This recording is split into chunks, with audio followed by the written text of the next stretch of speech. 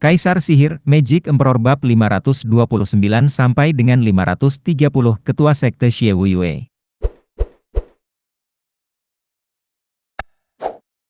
Di bawah hangatnya sinar matahari, seorang anak muda dan seorang lelaki tua melewati paviliun dan banyak penyeberangan untuk sampai di sebuah aula besar yang mewah. Penatua Yuan menunjuk ke atap yang megah dan memperingatkan, Zuo Fen, ini adalah kamar pemimpin sekte. Totalnya ada 273 kamar. Kamu harus sangat teliti dalam membersihkannya masing-masing. Apa, 200? Apakah dia pernah menggunakan semuanya? Zuo Fen menggerutu. Penatua Yuan melambaikan tangannya dan membungkamnya dengan panik, ini adalah prestise dari pemimpin sekte. Kami, para buruh, tidak bisa menganggap enteng hal ini atau yang lain. Penatua Yuan memasang tampang berat. Zuo Fen mengerti. Pemimpin sekte iblis bukanlah seorang kakek yang mudah menyerah dan tidak baik hati. Siapapun yang berbicara di belakang punggungnya mungkin akan segera menemukan akhir yang tidak terduga. Tapi kamu benar-benar pengecualian karena Xie Wuiyue telah merekrutnya secara pribadi. Mengapa harus bersusah payah hanya untuk membunuhnya karena kepicikan? Dia akan gagal sebagai pemimpin sekte. Pikiran Zuo Fen bekerja untuk memeras seberapa jauh dia bisa mendorongnya. Baiklah. Aku akan bekerja. Zuo Fen berjalan ke aula dengan sapu. Penatua Yuan panik, menariknya kembali, Zuo Fen, ingatlah selalu, pemimpin sekte itu istimewa dan orang yang bersih. Sapu hingga ke spesifikasi debu terakhir. Membuat pemimpin sekte tidak senang akan membuat kepala kita pusing. Tahukah kamu mengapa yang lain begitu senang pergi ke rumah tetua lainnya? Karena mereka tidak mau membersihkan rumah pemimpin sekte. Yuling sengaja memberikannya padamu, agar pemimpin sekte menyingkirkanmu dari tempatnya. Anda harus berhati-hati setiap saat, hidup Anda bergantung padanya. Oh, terima kasih atas pengingatnya Penatua Yuan. Zuo Fen mengangguk dan menangkupkan tangannya. Namun tidak menunjukkan perubahan karakter, menggantungkan sapu di bahunya seperti sebelumnya, berjalan mondar-mandir ke aula. Seolah-olah dia datang untuk merampok tempat itu, bukan membersihkannya. Wajah Penatua Yuan berkedut. Anak itu terlalu liar dan tidak kenal takut. Di dalam gedung, dekorasi emas dan batu giok menyambutnya. Di tengah-tengah ada kursi panjang dari batu giok, sangat mahal. Ada lampu gantung dinding di setiap sisinya, dibuat dengan sangat memperhatikan detail. Gambar tersebut dilengkapi dengan stand yang memegang vas-vas indah, menambah kesan elegan. Bagi sebagian orang, itu aneh. Luar biasa tapi tidak berlebihan, mulia tapi tidak mencolok. Itu mendapat persetujuan dari Zuo Fen. Dari gayanya saja, dia menduga Xie Wuiyue adalah pria misterius, menyimpan segalanya untuk dirinya sendiri. Seorang kultivator dengan mentalitas tinggi. Batuk. Zuo Fen tersentak dan memperhatikan seorang pemuda berbaju sutra dan memiliki mata yang kejam melihat ke arahnya dari pintu masuk.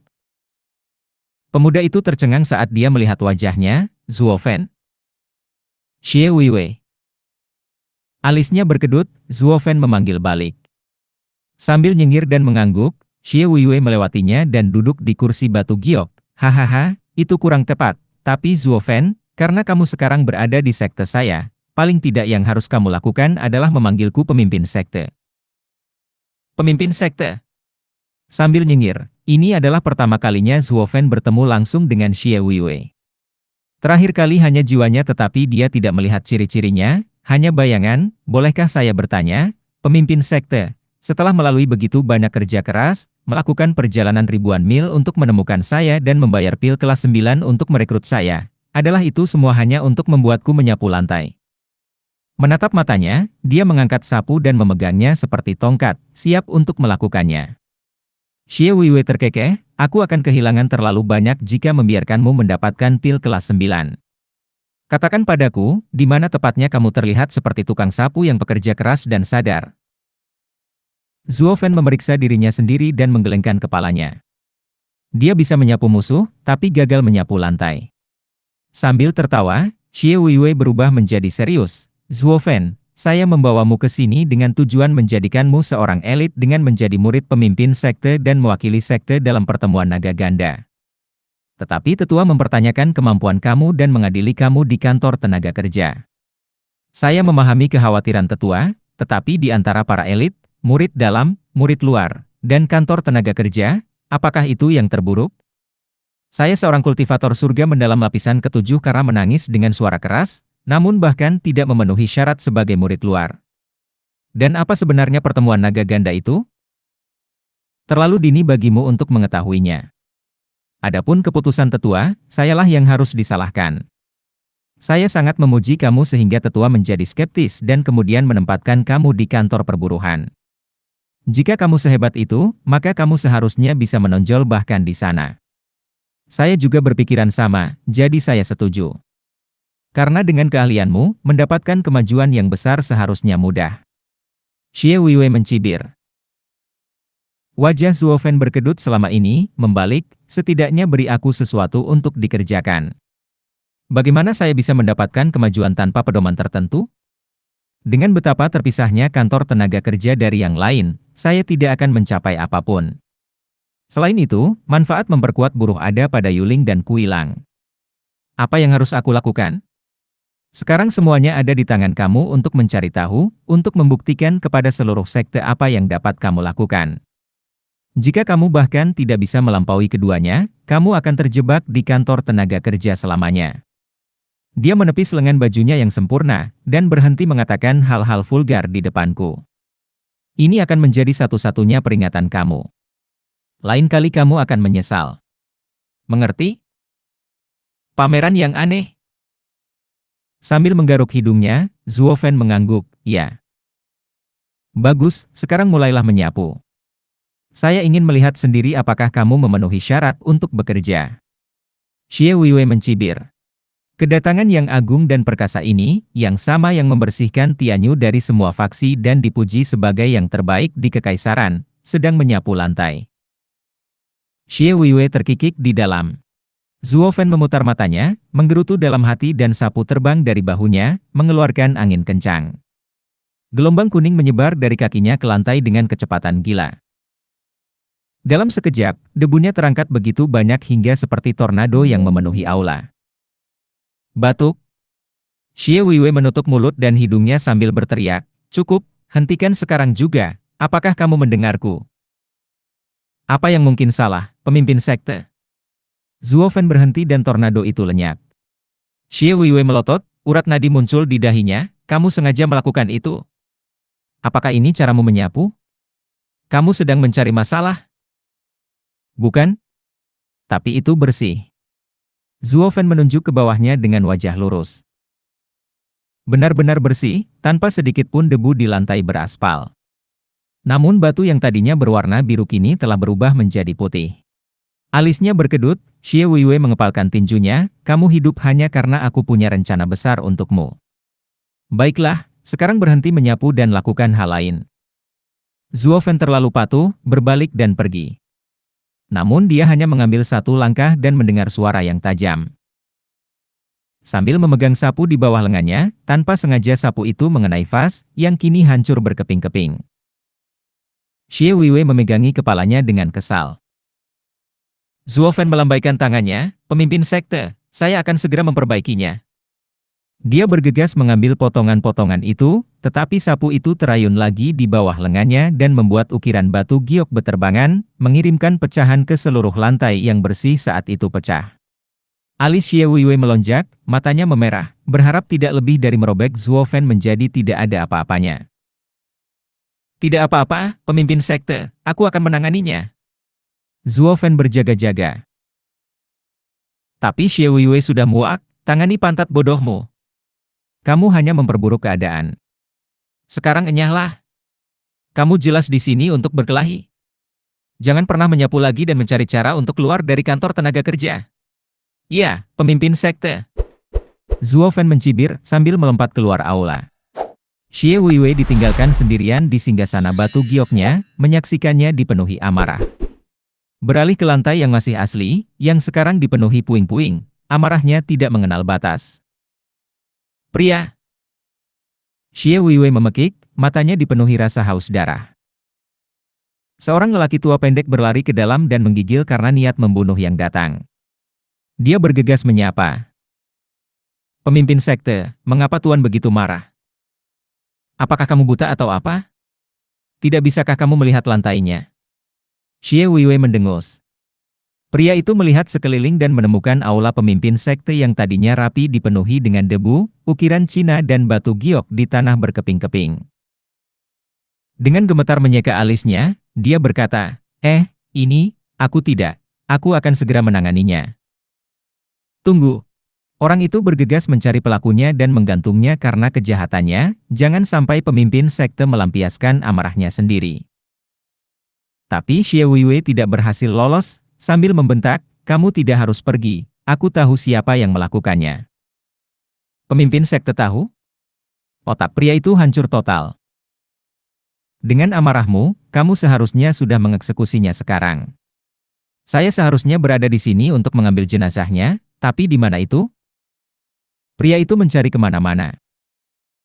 Xie Weiwei tahu apa yang dipikirkannya dan berkata, seorang pekerja datang ke sini untuk menyapu.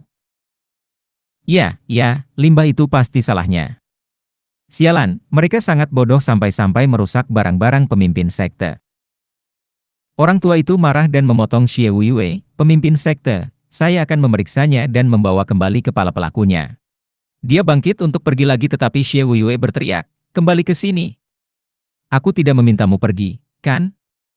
Sambil terhuyung-huyung, pria itu menundukkan kepalanya, pemimpin sekte, apa yang akan kamu minta dari saya? Tetap di sana dan biarkan aku menyelesaikannya. Xie Weiwei menekankan setiap kata. Pria itu terayun-ayun seperti ayam. Xie Weiwei melanjutkan, nama pekerjanya adalah Zuo Fen.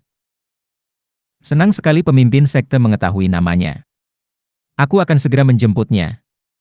Orang tua itu bertepuk tangan dan tertawa, tetapi tatapan dingin Xie Weiwei menghentikan kegembiraannya. Dia menampar dirinya sendiri beberapa kali sampai pipinya membengkak. Pemimpin sekte mengatakan untuk tidak bergerak. Aku sangat ceroboh. Xie Weiwei mengabaikan hal ini, Zuo Fen bersalah, tapi tidak ada yang bisa menyentuhnya. Jadi keluarlah dan carikan aku bajingan yang menyuruhnya melakukan tugas bersih-bersih.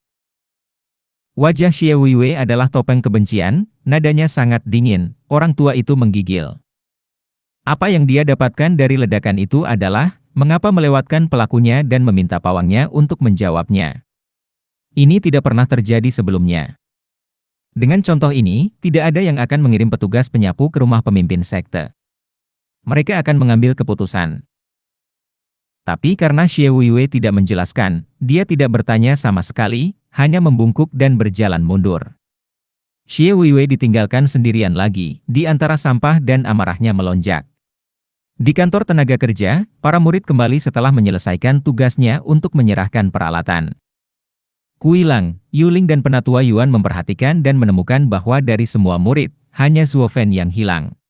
Penatua Yuan mengerutkan kening karena khawatir. Yuling dan Kuilang tersenyum aneh. Orang itu harus tamat. Kuilang mencibir. Yuling mengangguk, matanya berbinar, pemimpin sekte memiliki temperamen yang buruk, pilih-pilih dalam segala hal. Banyak buruh yang gagal memenuhi tuntutan pemimpin sekte dan dibayar dengan nyawa mereka. Anak itu baru saja tiba dan pergi ke rumah pemimpin sekte, dia pasti akan gagal.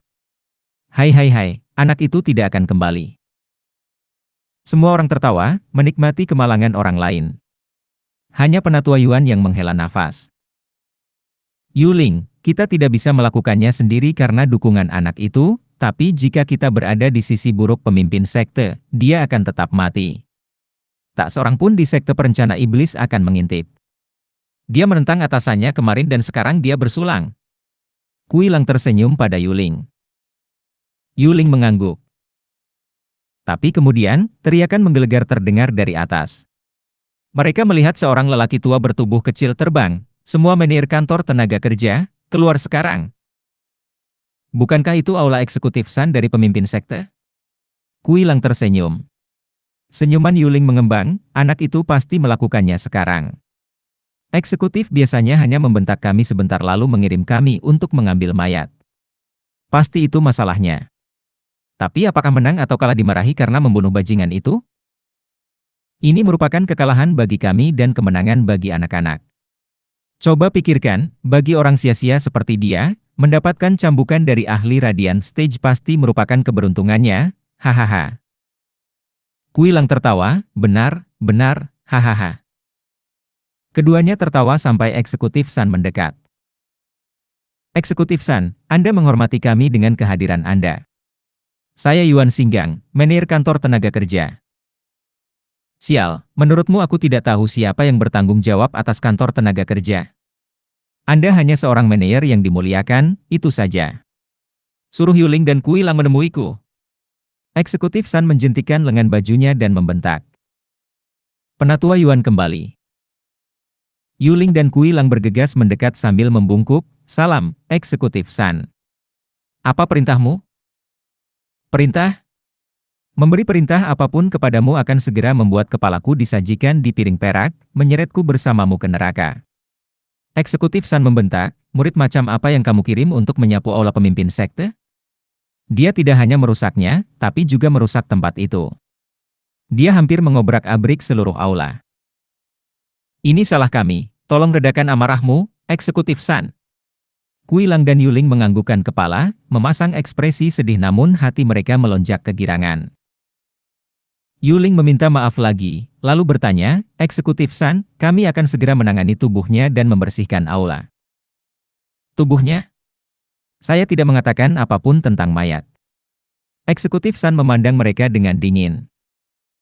Keduanya bingung. Apakah pemimpin sekte menghapusnya dari muka dunia ini? Menyipitkan mata kegirangan, Yuling menambahkan. Eksekutif San mencibir, "Teruslah bermimpi, anak itu lari. Dia tidak ada di aula pemimpin sekte." "Dia lari?" Keduanya berteriak. "Dia turun setelah bencana seperti itu? Berandal itu memang hebat." Kuilang langsung membungkuk, "Eksekutif San, dia tidak bisa melarikan diri. Saya akan mencari seluruh sekte jika perlu. Kita tidak bisa menyusahkan murid dalam dan luar karena hal ini." "Mencari? Kapan pemimpin sekte sendiri membiarkannya lari? Pemimpin sekte bahkan tidak menyalahkan dia atas kesalahannya." Eksekutif San meraung. "Dong." Otak Yuling dan Kuilang terpukul, tampak bingung dan bodoh. Dia menghancurkan segalanya namun pemimpin sekte membiarkannya pergi. Itu bukan gayanya. Eksekutif San melihat mereka sambil mencibir, "Bahkan saya tidak dapat mempercayainya setelah bertahun-tahun berada di sekitar pemimpin sekte. Tapi ini adalah perintah pemimpin sekte, agar tidak ada yang bisa menyentuh Suofen. Dan siapa bajingan sialan yang menugaskannya untuk menyapu rumah pemimpin sekte? Pemimpin sekte menginginkan karung tinju." Rasa haus darah Eksekutif San menghantam mereka. Menggigil, Yuling dan Kuilang basah kuyup. "Zhang Fugui, kupikir aku sudah menyuruhmu menyapu rumah pemimpin sekte. Mengapa kamu malah menyuruh Zuofen yang melakukannya?" Mata Kuilang berkeliling hingga akhirnya tertuju pada seorang murid. Zhang Fugui lalai, ketakutan, tidak, saya menyapu tetua Si." "Diam, aku sudah bilang padamu untuk menyapu rumah pemimpin sekte tapi kamu memasukkan Zuofen ke dalamnya? Tidakkah kamu tahu bahwa murid yang lebih berpengalaman harus mengurusnya? Seorang pemula seperti dia pasti akan menghancurkan tempat itu. Anda mendorong orang lain dan membuat pemimpin sekte marah. Karena pelanggaranmu, kamu akan mati." Bam! Kuilang menumpahkan segala jenis kejahatan ke kepalanya dan memukulnya sebelum dia bisa menjelaskan. Angin kencang membuatnya meludahkan darah dan menghembuskan nafas terakhir, menjadi patsi Kuilang dan Yuling. Dia bahkan tidak tahu sekarang, bagaimana dia mendapatkan kemarahan mereka, apa yang dia lakukan hingga pantas menerima ini.